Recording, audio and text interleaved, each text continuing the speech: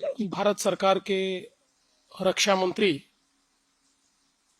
और भारत के एक बहुत ही सम्मानीय नेता परमादरणीय राजनाथ सिंह जी,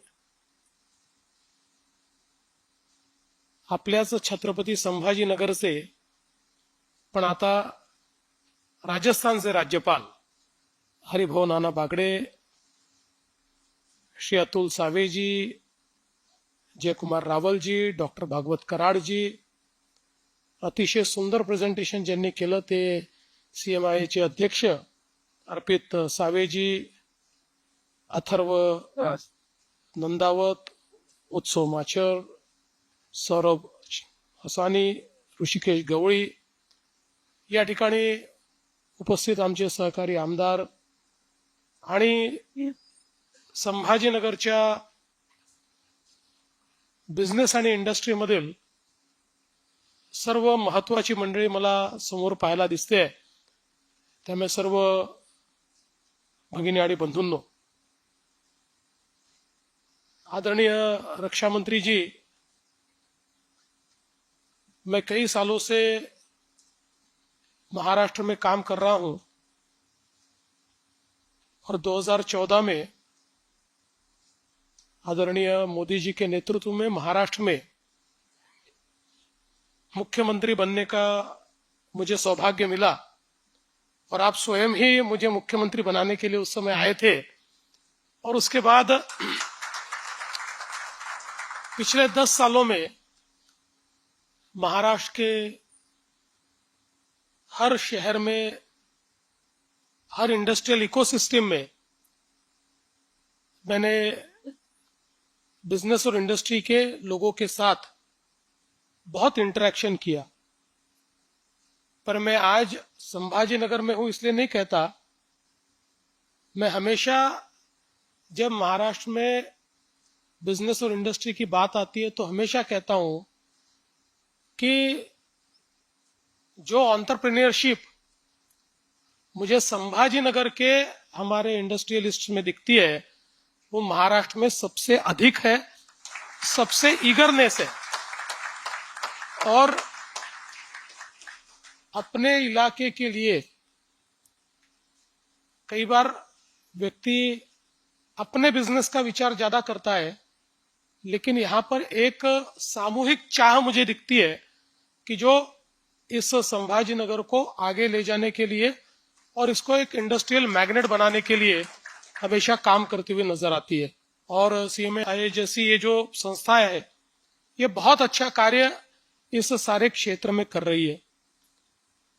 जब मैंने समृद्धि महामार्ग बनाने का निर्णय किया उस समय मैं हमेशा ये कहता था कि महाराष्ट्र का इंडस्ट्रियल मैग्नेट ये पुणे है, लेकिन अब ये इंडस्ट्रियल मैग्नेट शिफ्ट होने वाला है और ये इंडस्ट्रियल मैग्नेट ये संभाजीनगर और जालना होने वाला है. और शायद उस समय कई लोगों को ऐसा लगता होगा कि ये थोड़ी बड़बोली बात है, लेकिन आज जब हम डीएमआईसी को देखते हैं और हमने देखा कि 10,000 एकड़ की इंडस्ट्रियल इस्टेट खड़ी की और एक भी प्लॉट बाकी नहीं है और लाइन लगी हुई है, अभी 8,000 एकड़ और हम लोग एक्वायर करने वाले हैं. और हुज हु आज यहां पर मौजूद है. लेकिन ये जो हुज हु यहां पर आया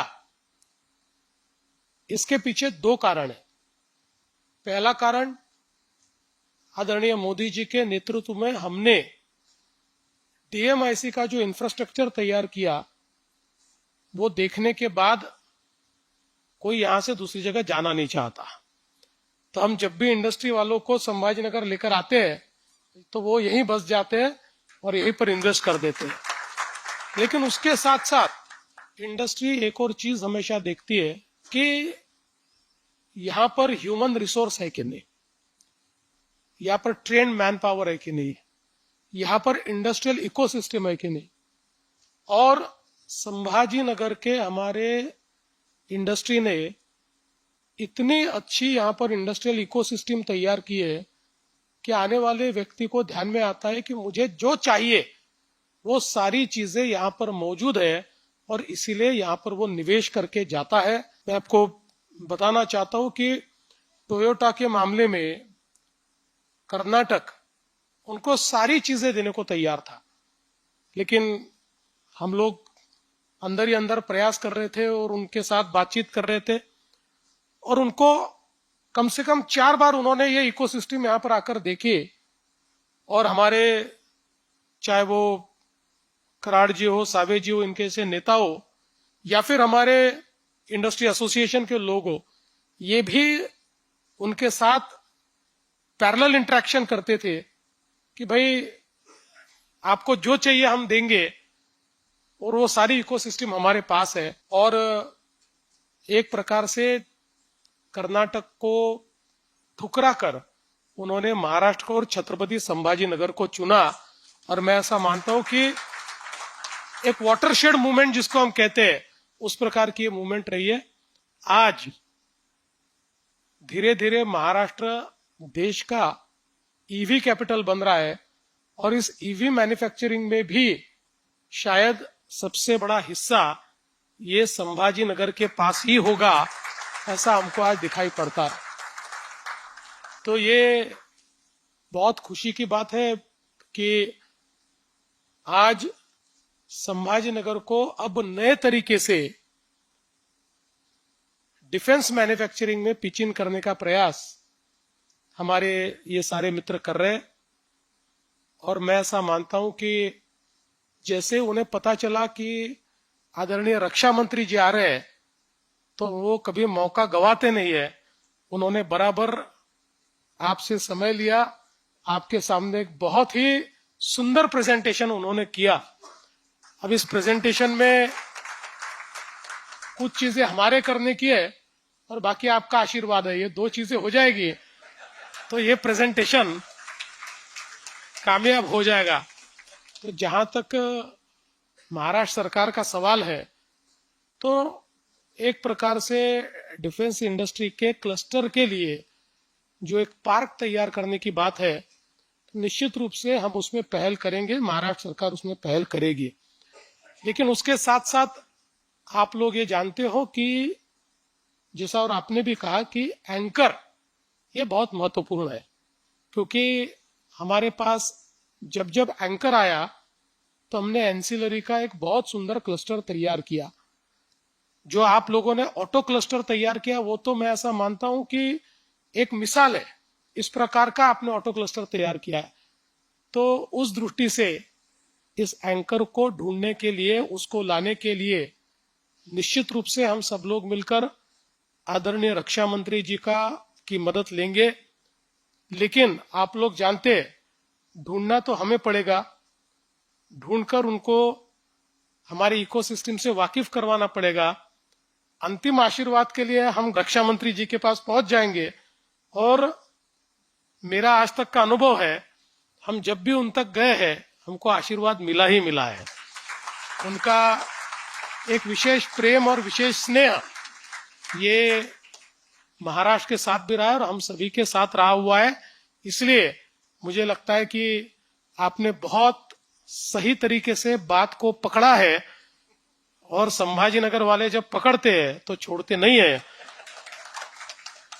तो मैं आज के इस मौके पर आपको बहुत बधाई देना चाहता हूं। बहुत अच्छा प्रेजेंटेशन आपने तैयार किया है और मैं ऐसा मानता हूं कि आज डिफेंस मैन्युफैक्चरिंग में अनप्रेसिडेंटेड अपॉर्चुनिटी है, क्योंकि जब से मेक इन इंडिया में डिफेंस को एक प्रकार से ईज आउट किया गया और मैं भारत सरकार का आभार व्यक्त करता हूं। जिस समय ये घोषणा होती थी तो लोगों को लगता था ये होने नहीं वाला है, ये केवल घोषणा है, लेकिन आज हम देख सकते हैं, आपने भी यहाँ पर उसका जिक्र किया है, पुणे हो, नागपुर हो, अहिल्यानगर हो, ये डिफेंस क्लस्टर तैयार हो गए।